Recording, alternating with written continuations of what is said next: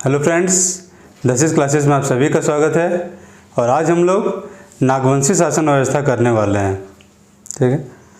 और ये नागवंशी शासन व्यवस्था आपका मुंडा राजवंश का समाप्ति होता है, उसके बाद आपका शुरू होता है, ठीक है। तो ये रहा आपका नागवंशी शासन व्यवस्था। और इसमें करीब 4 स्टेजेज आते हैं, 4 या 5 स्टेजेस कर लीजिए, ठीक है। वो बेसिक स्टेजेज हैं कि पहले आपको मुंडा राजवंश का आपको थोड़ा सा देखना है, क्योंकि शुरू वहीं से होगा, ठीक है।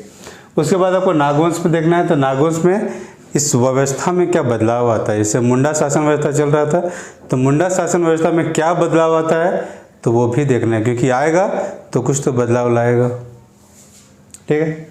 उसके बाद आता है जो मेजर बदलाव है, तो दिल्ली सल्तनत के काल में कुछ मेजर बदलाव नहीं आता है, क्योंकि उनका कोई कंट्रोल यहाँ डेवलप नहीं हो पाता है। लेकिन मुग़ल वंश चूँकि यहाँ से टैक्स लिया था, और चूँकि लिया था तो यहाँ कुछ बदलाव हुआ था। क्या हुआ था तो वो देखेंगे। और उसके बाद में फिर आता है आपका ब्रिटिश काल या जो अंग्रेज़ों का काल, और इस काल में भी कुछ बदलाव हुआ था, क्योंकि उन्होंने भी यहाँ से टैक्स उठाया था, तो वो क्या हुआ था तो वो भी देखेंगे। उसके अलावा अंतिम नागवंश, तो ये अंतिम नागवंश था आपका चिंतामणि शरणनाथ सहदेव, तो इनका अंत कब होता है या कैसे होता है तो वो देखेंगे, ठीक है। और उसके अलावा देखेंगे, ये तो हुआ कि एक क्रोनोलॉजी है कि इस क्रम में क्या क्या बदलाव आया है, ठीक है, ये नागवंशी व्यवस्था में, ठीक है। उसके अलावा कि नागवंशी व्यवस्था एक्चुअली था क्या, तो वो भी देखेंगे। और वो आपका इधर दिया हुआ है, ये ग्राम स्तर पे है, ये पढ़ा या पट्टी स्तर पे है, और ये राज्य स्तर पे है, ठीक है। ये 3 स्तर पे बंटा हुआ था।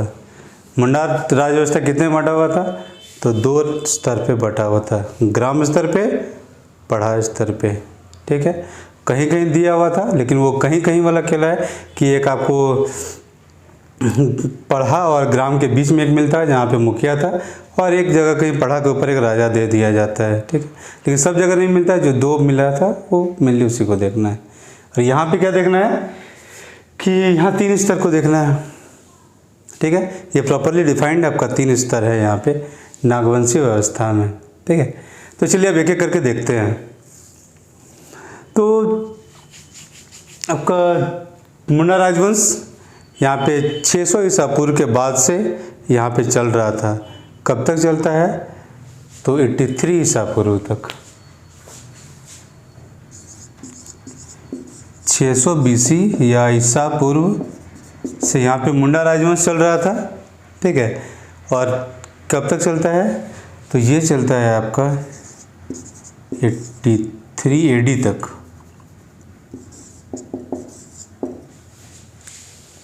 ठीक है। काफ़ी सारा बुक में आप लोगों को 64 AD दिखेगा, लेकिन 64 AD क्यों नहीं होगा मैं वो भी अभी क्लियर करता हूँ,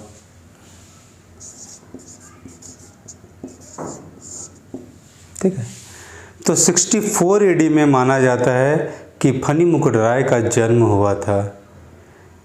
जब वो 19 साल की उम्र के हो जाते हैं तब वो राजा बनते हैं। तो जब राजा बनते हैं वंश का गिनती वहाँ से होगा।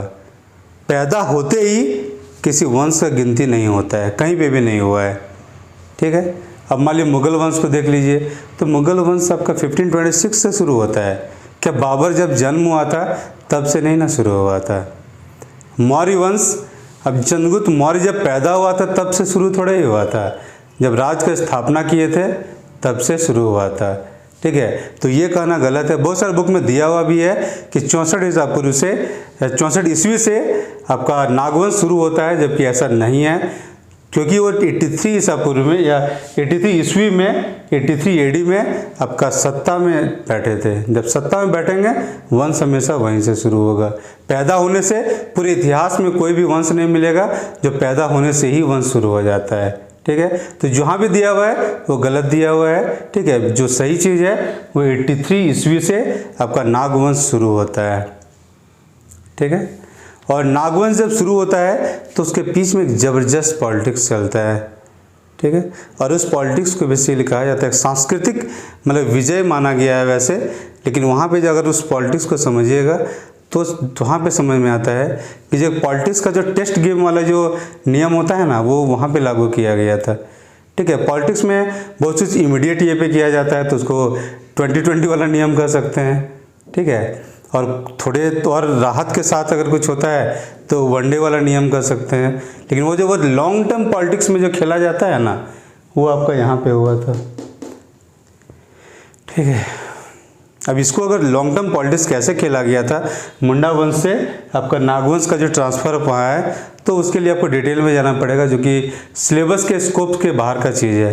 लेकिन किसी का भी अगर रुचि हो या तो अगर इनर पॉलिटिक्स को समझना चाहते हैं तो उसके थोड़ा अंदर का वाला बुक में जाके देखिएगा या ये पुराना बुक में देखिएगा तो वो दिखेगा। ये कि एग्ज़ाम का ज़रूरत नहीं है तो मैं वहाँ उससे डिस्कस नहीं कर रहा हूँ, ठीक है। तो मुंडा राजवंश से आपको आता है, नागवंश के पास सत्ता आता है। कब आता है? तो 83 एडी, ये 83 ईस्वी में आता है। नागवंश 83 ईस्वी से शुरू होता है, ठीक है। अब चूंकि मुंडाओं से सत्ता नागवंश के हाथ में आया था तो नागवंश वाले वो लोग को इज्जत दिया करते थे और उनको बड़ा भाई मानते थे, बड़ा भाई कहते थे, ठीक है। अब इसे ये कह सकते हैं कि बड़ा भाई कह के वो लोग से सहयोग को हासिल कर लिया। नागवंश जाहिर है कि यहाँ का लोकल वंश नहीं था, वो बाहर से आया था। जो फनी मुकुट जो क्या कहते हैं वो पुंडरिक नाग था, वो बाहर से आया था, यहाँ पे स्थापित करता है। नया संस्कृति भी शुरू होता है क्योंकि उसके बाद फिर आपका मूर्ति वगैरह, मंदिर वगैरह सब आना शुरू हो जाएगा। तो वो सब शुरू होगा तो जाहिर है कि ये नया संस्कृति है, क्योंकि मुंडा का संस्कृति में ये सब नहीं था, ठीक है। तो उनको भैया बोलता है, भैया बोल बोल के वो लोग से अपना सहयोग हासिल कर लेता है और उरांव और मुंडा लोग दोनों नागवंशियों को सत्ता चलाने में सहयोग करने लगता है, ठीक है। तो यहाँ पे ये गेम होता है। अब उसके बाद होता है कि नागवंश जब आता है तो यहाँ पे वो परहा का नाम देता है आपका पट्टी, ठीक है। परहा को क्या कहता है? पट्टी। मानकी को क्या कहता है? भुइहर।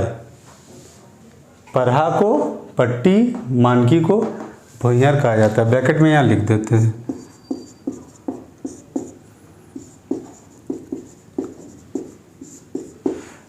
मुंडा व्यवस्था टाइप का ही ये लोग अडॉप्ट किया था, लेकिन कुछ कुछ नाम को बदल दिया था।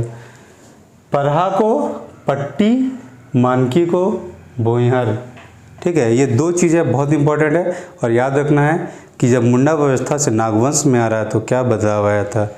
तो परहा से पट्टी, मानकी से भुइहर, ठीक है। अब परहा से जो पट्टी होता है तो उसको अब पट्टी मत समझ लीजिएगा, पट्टी वाला खेला अलग चलता है वैसे, ठीक है। और पट्टी यहाँ नहीं होगा, लेकिन याद करने के लिए आप पट्टी का भी यूज़ कर सकते हैं, ठीक है। तो परहा को पट्टी या पट्टी कर लीजिए, पट्टी तो मत कहिए वैसे, लेकिन एग्जाम में पट्टी ही रहेगा, लेकिन याद करने के लिए आप पट्टी यूज कर सकते हैं, ठीक है। और मानकी को भुइहर कहा गया। भुइहर जो प्रशासन को वहाँ संभाल रहा है, ठीक है। व्यवस्था को कुछ जगह को भुइहरी व्यवस्था भी कहा गया, ठीक है। अब यही भुइहर यहाँ पे जो आपको एक नागवंश का एक परहा पट्टी का जो सबसे बड़ा प्रशासन का अधिकारी था वो था आपका भुइहर, ठीक है। तो यहाँ पे अधिकारी है। यही जब उरांव व्यवस्था में चला जाएगा, उरांव का जो आपका पढ़ा पंचायत व्यवस्था था, तो वहाँ पे जो भुइहर है, जो गांव को जो तैयार करता है जो इंसान, ठीक है, उसको भुइहर कहा गया है। तो भुइहर का मतलब वहाँ बदल जाएगा। यहाँ पे कौन है? एक पद का नाम है। वहाँ कौन है? जो पहला किसान है जो गांव को स्थापित करेगा, उसको भुइहर कहा जाएगा। तो दोनों में अंतर है, ठीक है। वैसे मैं एक स्पेशल क्लास जरूर लूँगा, जब सब व्यवस्था कर दूंगा उसके बाद में जो सब में क्या क्या समानता है वो मैं दिखाऊंगा। जैसे दीवान का पद ही देख लीजिए, तो दीवान का पद को मुंडा समय व्यवस्था में कुछ और कहा जाता है, फिर आपको नागवंशी व्यवस्था में कुछ और कहा जाता है, पढ़ा में कुछ और कहा जाएगा। चेंज आता है ये सब चीज़ में। तो कहाँ क्या चेंज होगा, तो किस में क्या दिया हुआ है वो तो पता होना ही चाहिए, किस व्यवस्था में क्या क्या बदलाव आएगा। एक ही नाम मतलब एक ही पद क्या क्या अलग अलग काम करेगा वो पता होना चाहिए, क्योंकि एग्ज़ाम हॉल में कन्फ्यूजन यहाँ पे होता है। तो कन्फ्यूजन को दूर करने के लिए एक अलग से क्लास लेंगे। अभी इस व्यवस्था को देखते हैं, ठीक है। तो नागवंश में आता है कि परहा को पट्टी कहा जाता है, मानकी को भुइहर कहा जाता है। और इस वंश के बाद फिर आपको आता है क्या कि मुगल वंश आता है, क्योंकि बीच का वंश में कोई बड़ा बदलाव नहीं आता है। तो जो मुगल वंश का टाइम आता है तो यहाँ पे ये लोग झारखंड से टैक्स उठाया था, और टैक्स मुगलों के टाइम में एक जागीरदारी व्यवस्था चला करता था। मेनली दो व्यवस्था था मुगलों के टाइम में, एक मनसबदारी व्यवस्था और एक जागीरदारी व्यवस्था। तो ये जागीरदारी व्यवस्था टैक्स उठाने से संबंधित था, तो ये टैक्स उठाने वाला संबंधित है। और जागीरदारी व्यवस्था को आपको झारखंड में या जो नागवंशी शासन व्यवस्था है इसमें भी लागू किया गया था। और यहाँ आपको जागीरदार नाम का अधिकारी भी मिलेगा। ठीक है। अब उसके बाद मुगल काल के बाद आकर ब्रिटिश काल आता है। ब्रिटिश काल में भी आपको टैक्स उठाने का जो जिम्मा होता है वो आपको मुंडा मानकियों को शुरू में दिया जाता है। बाद में जब नहीं संभाल पाता है तो फिर बाहर से ज़मींदार लोग आना शुरू हो जाता है। और 1793 में आपका कॉर्नवालिस आपका ज़मींदारी व्यवस्था भी लागू किया था। ये आपने इंडियन हिस्ट्री में पढ़ा होगा। तो ये ज़मींदारी व्यवस्था लागू होता है तो काफ़ी सारे जो यहाँ वाले जब टैक्स नहीं उठा पा रहे हैं तो बिहार बंगाल वाले से बहुत सारे ज़मींदार आते हैं और यहाँ पे बहुत सारी नीतियों को तोड़ मड़ोड़ करके प्रशासन का मतलब गलत उपयोग करके बहुत सारी ज़मीन को हथिया लेते हैं।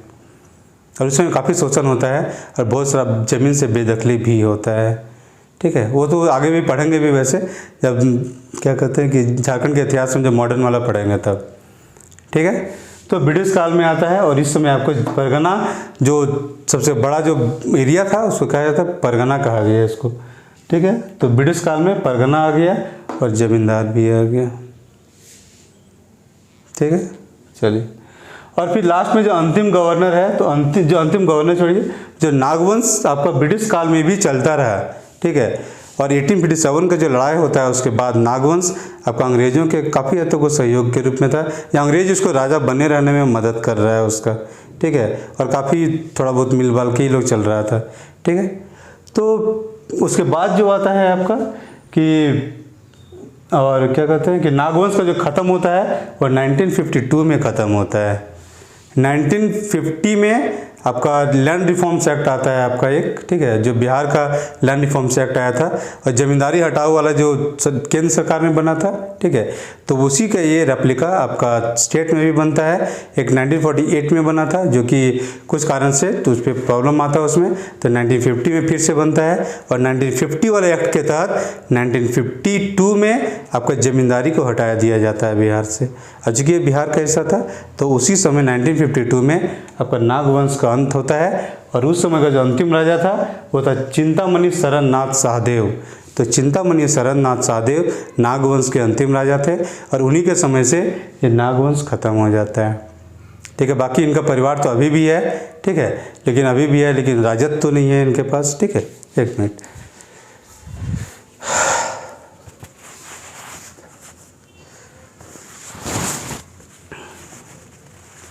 तो ये आपका एक बेसिक आउटलाइन हो गया कि आपका मुंडा वंश में क्या था, नागवंश में क्या होता है, मुगल वंश में क्या बदलाव आया, ब्रिटिश काल में क्या बदलाव आया, और अंतिम नागवंश में तो पूरा जमींदारी खत्म हो जाता है या नागवंशी व्यवस्था पूरी तरह से ख़त्म हो जाता है। फिर यहाँ पे 58 के बाद तो चलिए आपको इधर चुनाव होना शुरू हो जाएगा और जब पंचायती राज व्यवस्था आ जाएगा तो ये तो टोटल चेंज हो जाता है। उसके बावजूद सरकारी व्यवस्था चल रहा है, उसका पैरेलल आपका जो पुराना वाला व्यवस्था है कहीं ना कुछ आपका चल ही रहा है अभी भी। ठीक है, तो अब देखते हैं कि जो नागवंशी राज मतलब नागवंशी शासन व्यवस्था तो उसमें क्या क्या था। तो पहला तो ग्राम के स्तर में देखते हैं, फिर पढ़ा पट्टी के स्तर में देखते हैं, फिर राज्य के स्तर में देखते हैं। ठीक है, तो ग्राम के स्तर पे देखते हैं कि यहाँ पे 22 अधिकारी था। ठीक है, गांव के स्तर पे 22 अधिकारी है। ठीक है, अब सब बुक में आपको ये 22 अधिकारी वाला कॉन्सेप्ट मिलेगा। ठीक है, लेकिन एग्ज़ाम पॉइंट ऑफ व्यू से आप यही याद कीजिएगा कि हाँ गांव के स्तर पे 22 अधिकारी था। ठीक है, लेकिन मैं थोड़ा सा बस दिमाग का एप्लीकेशन कर रहा हूँ कि क्या संभव है कि गांव के स्तर पे 22 अधिकारी होगा।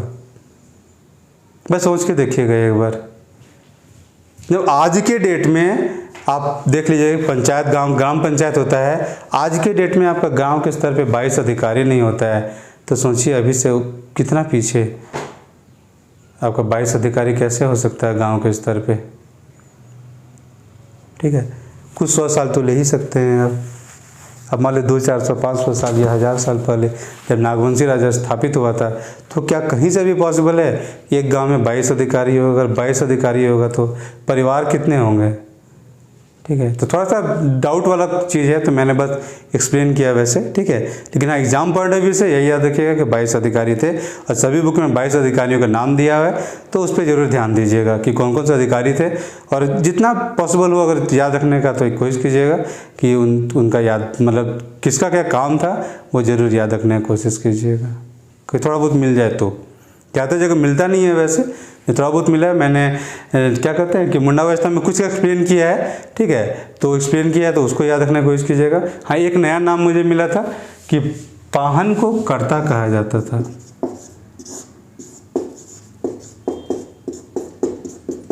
ठीक है। कर्ता मतलब जाहिर है कि धर्म वाला चीज़ को करता होगा ये, ठीक है। पिछले क्लास में मतलब मुंडा वाले में मुझे नहीं मतलब उस समय नहीं पता था, ठीक है। तो ये पाहन को ही बेसिकली पाहन ही कर्ता वाला काम करते हैं, कर्ता पाहन वाले काम को करता था, ठीक है। तो ये है। और जैसे पंच वाला था नागवंशी व्यवस्था में, पंच जो दिख रहा था आपका परगना व्यवस्था में, वहाँ पे कर्ता नाम आ रहा था, तो कर्ता पाहन वाले काम को ही करता था, ठीक है। तो चलिए देखते हैं गांव के स्तर पे 22 अधिकारी। चलिए ठीक है, 22 अधिकारी हैं, नाम सब आप देख लीजिएगा, हर बुक में मिलता है तो यहाँ रिपीट करना जरूरी नहीं था उसे, ठीक है। उसके बाद आपका महतो मिलता है। महतो तो आपका प्रशासन का काम करता है, और ये तो आपका इसे महत्तम भी कहा जाता था। महतो महत्तम याद करना कोई दिक्कत नहीं है, म से दोनों है, ठीक है। उसके बाद भंडारी, तो भंडारी राजा का खेती करता था। भंडारी का क्या काम होता था, राजा का जो ज़मीन था उसमें वो खेती करता था, उसको भंडार में रखवा देता था। भंडारी नाम से भंडारी है, भंडार में रखवा रहा है, कोई दिक्कत नहीं होगा, ठीक है। उसके बाद भंडारी क्या है, तो भंडारी भंडार का सुरक्षा करता था, वो जाके जमा करवा दिया, जब जमा करवा दिया तो उसको सुरक्षा करता था, ठीक है। चलिए अब उसके बाद आता है परहा पट्टी का स्तर में, जो उसके ऊपर वाला स्तर है, मतलब बहुत सारा ग्राम मिल जाएगा तो एक परहा बन जाएगा, ठीक है। तो और चलिए तो परहा मतलब यहाँ परहा को ही पट्टी कर रहे हैं, उसमें देखिए यहाँ भुइयार आ जाता है, मानकी की जगह यहाँ आपका भुइयार आ गया, और भुइयार आकर बेसिक प्रशासन को चला रहा है, ठीक है। अब मानकी अगर मानकी नाम रहता तो भी कोई दिक्कत नहीं था, लेकिन भुइयार है तो भुइयार से याद रख लीजिए। वैसे भी नया राजा आता है तो अपने याद रखवाने के लिए बहुत कुछ कर देता है वैसे, ठीक है, कि उसने कुछ काम किया या उसने क्या बदलाव लाया, उसको याद रखने के लिए भी बहुत कुछ होता है। तो यहाँ कर लीजिए कि नागवंशियों ने भुइयार लाया यहाँ पे, और परहा को पट्टी कहा, ठीक है। और पट्टी जैसे जो बिहार बंगाल से जो जमींदार लोग आए ना, वो लोग भी परहा को आपको पट्टी कहना यहाँ शुरू कर देते, मैं भी उधर कुछ सिस्टम हो, अब उस सिस्टम को लोग, चूँकि वो लोग वहाँ से आए थे तो वो लोग वैसे कहना शुरू करते हैं, ठीक है। उसके बाद यहाँ पे जागीरदार आ जाता है, तो जागीरदार परहा स्तर पे ही है, पट्टी स्तर पे है, और ये कर का उठाने का काम करता था या देखभाल करता था कहाँ से कैसे आ रहा है, ठीक है। उसके बाद पाहन है, तो पाहन तो जाहिर है हर जगह धर्म का ही काम करता है, धर्म का जो देखभाल है वही संभालता था। वैसे शादी ब्याह में क्या होगा, धार्मिक गतिविधि में क्या होगा, मरने उरने पे जो होता है तो वो चीज़ था उसमें, ठीक है। उसके बाद राज्य स्तर पे आता है, तो राज्य स्तर पे आपका महाराजा था, तो महाराजा के परिवार से ही आपका राजा लोग निकलता था, और राजा लोग में कौन कौन होता था, तो आपको लाल था, कर्ता था, पांडे था, कुंवर था, दीवान था, ठीक है। लाल, कर्ता, पांडे, दीवान वगैरह जो पंच में हमने देखा था, मतलब क्या कहते हैं मुंडा राज व्यवस्था में, मतलब राज शासन व्यवस्था में, तो वो लोग यहाँ पे भी रहेंगे। वो लोग कहाँ से निकलते थे, महाराजा के परिवार से, परिवार के ही होते थे, और इन्हें राजा कहा जाता था। ये राजा, राजा के ऊपर महाराजा, ठीक है। और महाराजा कौन थे, तो जो नागवंश के जो राजा थे वो आपको महाराजा होते थे सबसे टॉप लेवल में, और सारा कुछ को ये कंट्रोल करते थे, ठीक है। चलिए, और उसके बाद एक ये दीवान है, तो दीवान आपका कर वाला काम को देखता था ये, ठीक है। दीवान को मोड़ना में हम क्या देखते हैं कि वो एक राजा का सहयोगी के रूप में काम कर रहा है, यहाँ क्या कर रहा है, तो कर वाला काम को देख रहा है यहाँ पे, ठीक है। पांडे, तो पांडे का काम क्या है, राजा जो भी निर्णय लेता था उसका सभी को अवगत कराता था, सभी को बताता था पांडे जा जाके कि क्या राजा का निर्णय है। मुंडा में क्या था कि वो कागज पत्र वगैरह को सबको वो संभालता था, और नोटिस को वो जारी करता था। कागज पत्र को संभाल रहा है, नोटिस को जारी कर रहा है। यहाँ क्या कर रहा है, जो भी निर्णय लिया जा रहा है वो दूसरों को अवगत करा रहा है, तो रोल में चेंज है। दीवान का रोल बदल गया, पांडे का रोल बदल गया, मुंडा से, मुंडा शासन व्यवस्था से यहाँ से ये बदलाव आ रहा है। और दो बदलाव क्या था, परहा को पट्टी कहा, मानकी को भुइयार कहा। ये 4 बदलाव है। ठीक है, तो ध्यान दीजिए इस चीज़ को। बाकी बाद में फिर एक क्लास स्पेशल डिस्कस करेंगे, कोई जितना भी बदलाव आते हैं सभी मतलब सभी शासन व्यवस्था में, उसको अलग से डिस्कस करेंगे। जैसे भुइंर वाला आपका, जैसे नेक्स्ट वीडियो में अगर उरांव वाला बनेगा तो वहाँ पे भुइंर का रोल टोटली चेंज हो जाएगा। यहाँ एक अधिकारी है, पढ़ा स्तर का अधिकारी है, वहाँ सीधे वो गाँव के स्तर पर पहुँच जाएगा, और गाँव का जो पहला खेती करने वाला है वो भुइंर कहलाएगा वहाँ पे। ठीक है, तो जैसे ही वो करेंगे तो उसको वहाँ देखेंगे। ठीक है, ओके, फिर थैंक यू।